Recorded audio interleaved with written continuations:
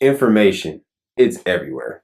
If you haven't noticed, a wide source of information is available right at your fingertips.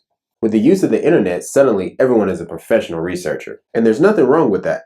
However, not all the information you read on the internet is factual. What? So how can we better our research skills when there's so many bogus sources? It's simple. Just use your brain.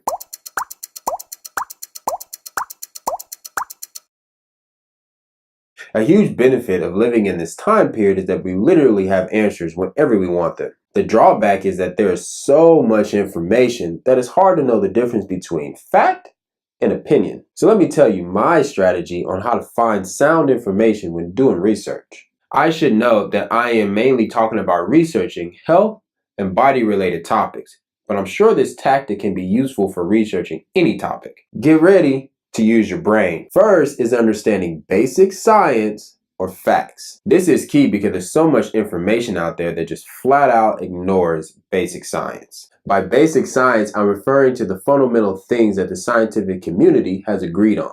Things like different mechanisms of the body, how water works, basic chemistry, basic biology, etc. It is a foundation through which we filter everything we hear or read. Knowing the simple ways in which things work will help you to easily decipher if larger claims have any basis or not.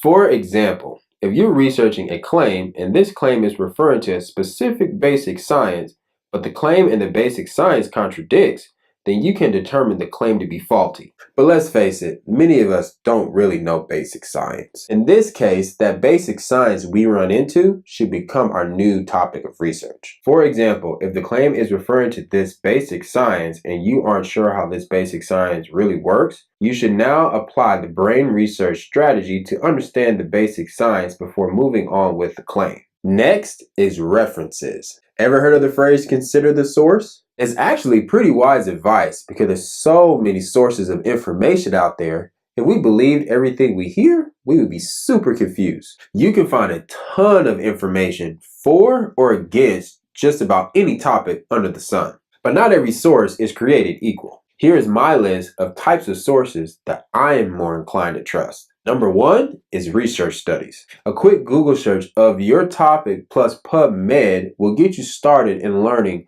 what scientific backing your topic has behind it. But make sure you read the study. Many times the title of the study does not represent what the conclusion of the study is. And don't stray away from this type of reading because it's too hard to understand.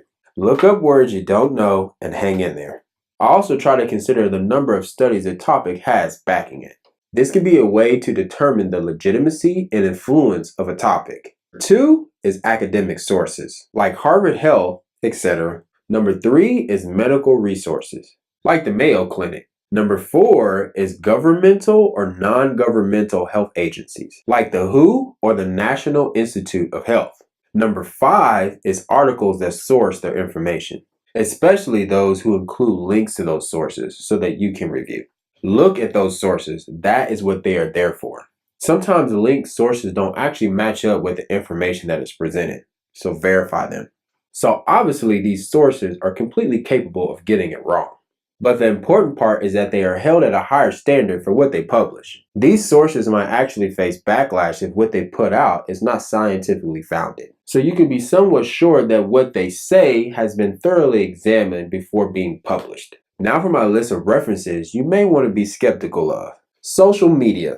Shocker, I know. People's opinions, doctors' opinion, separate from supported research. Books without legitimate sources. Videos without supported sources. Testimonies or anecdotal evidence. Articles without sources.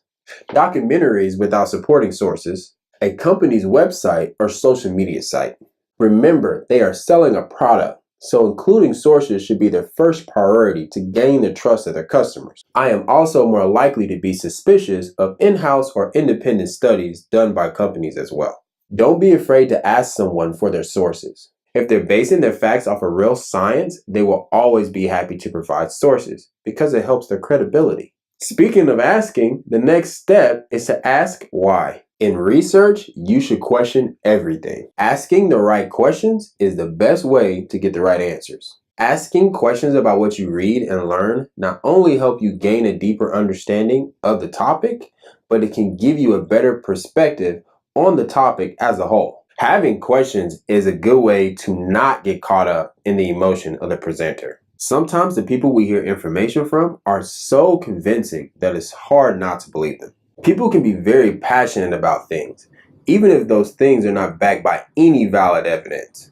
Passion can be a really good thing, but also something you should be careful of. One important question to ask is why the other side thinks the way they do.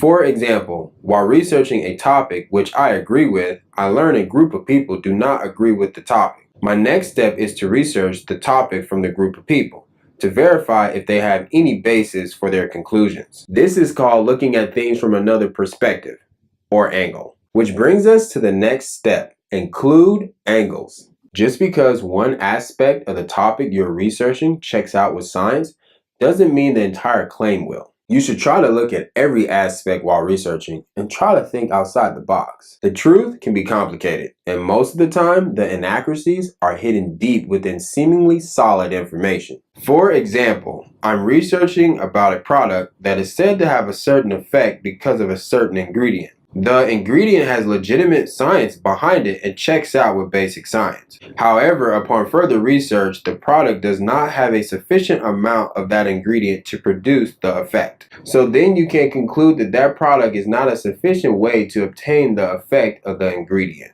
The last step, and probably the most important step, is to never be 100% sure.